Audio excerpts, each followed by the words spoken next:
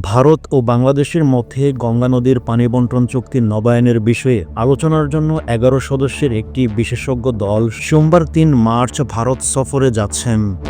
প্রতিনিধি দলটি কলকাতায় পৌঁছানোর পর গঙ্গা নদীর ফারাক্কা অঞ্চলে যৌথ পর্যবেক্ষণ স্থানে ২ দিন অবস্থান করবে।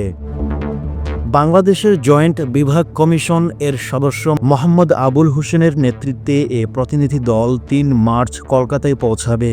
সেখানে ৫ মার্চ পর্যন্ত গঙ্গা নদীর ফারাক্কা অঞ্চলে যৌথ পর্যবেক্ষণ স্থানে অবস্থান করবেন। এরপর ৬-৭ মার্চ কলকাতায় অনুষ্ঠিত ২ দিনের বৈঠকে যোগ দিতে প্রতিনিধি দলটি ফিরে আসবে। জেআরসির সিনিয়র যুগ্ম কমিশনার আর সাম্বারিয়া চিঠির মাধ্যমে জানিয়েছেন, যৌথ নদী কমিশনের তত্ত্বাবধানে দুই দেশের কর্মকর্তারা প্রতিবছর একবার আন্তঃসীমান্ত নদী বিষয়ক আলোচনা করেন, যা এই বৈঠকেও অব্যাহত থাকবে।